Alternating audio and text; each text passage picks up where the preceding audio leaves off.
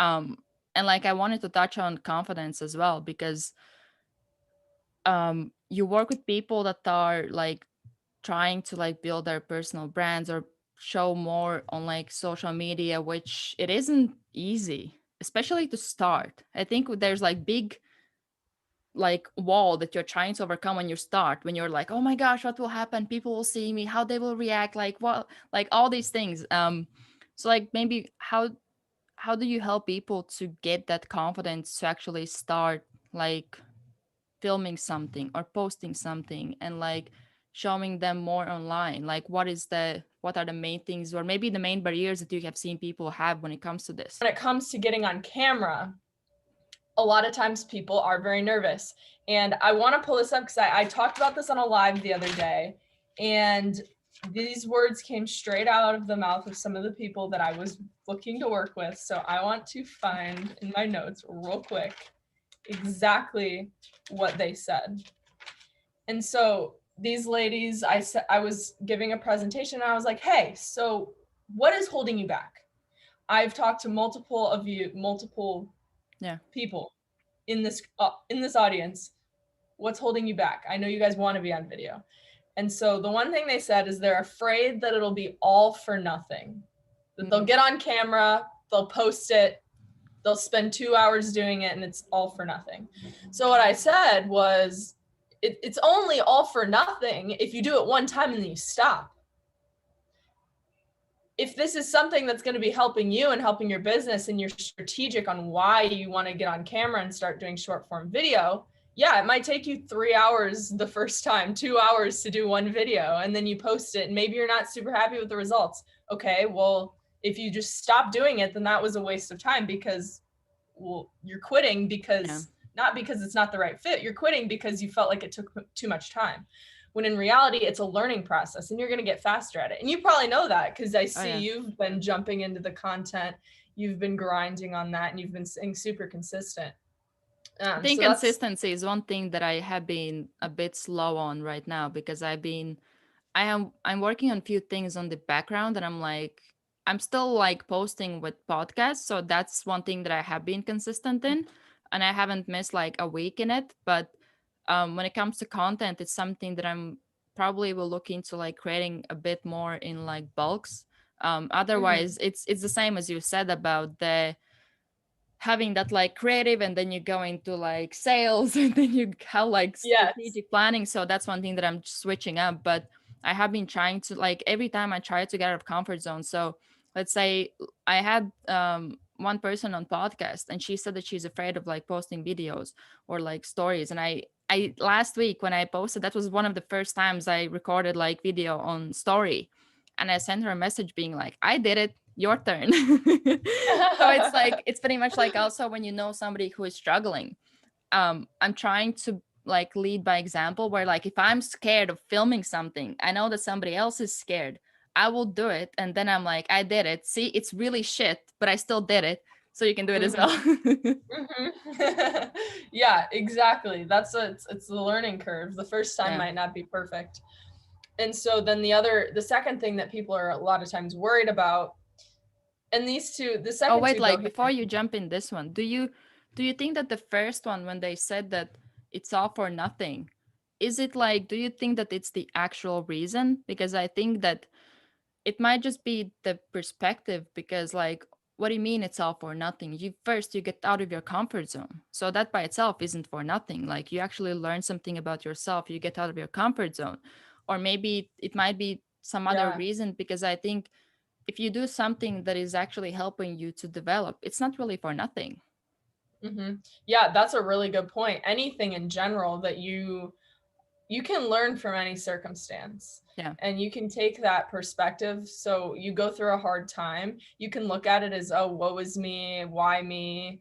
Or you can say, hey, look, this sucked, I messed up, whatever it may be. Yeah. But what did I learn from it? If you learn something from it, which you will if you look at it in this way, then it's not going to be something that you should regret, or that was a waste of time, because it's developing who you are today, and you wouldn't be the same person if you hadn't gone through that experience.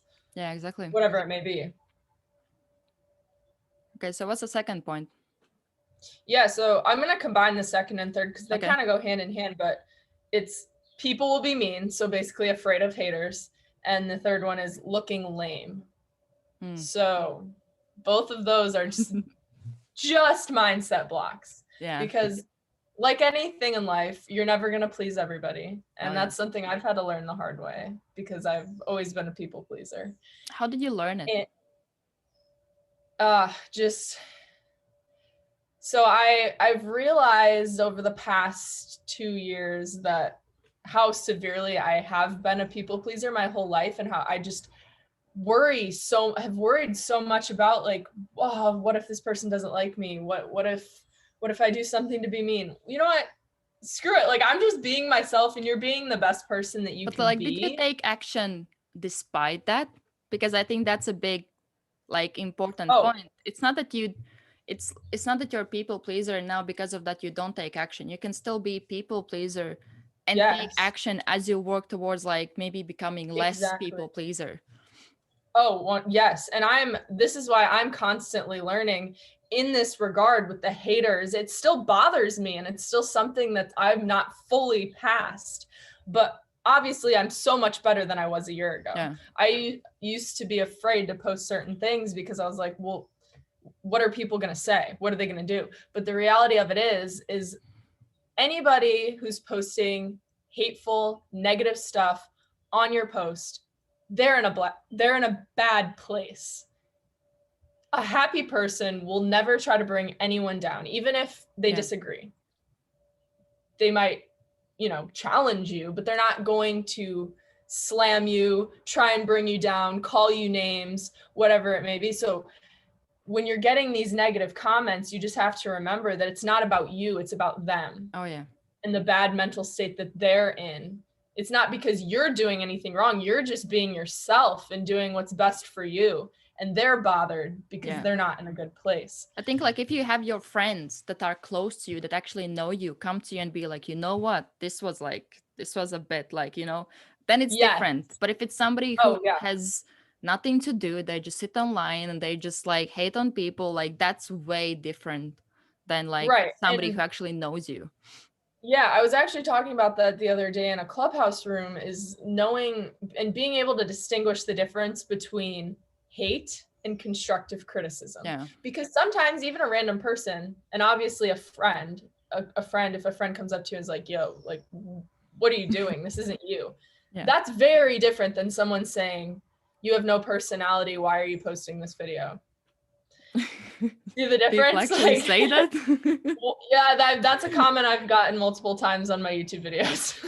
Have no personality. I think like you actually have a lot of personality that you express in your videos. So people are quite harsh on YouTube, not gonna lie.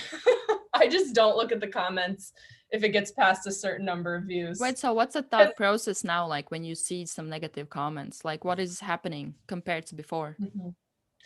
So basically everything I just said. I like to, when I'm going into the comments of a viral video. So usually the hateful comments don't come until it hits a certain threshold of virality. So if my video gets like, that's funny. Usually if it hits like above 100,000 views, that's when they really come out. So like, I don't know, like the haters are dark, watching only the popular videos. I know, exactly. I don't know. That's how it goes though.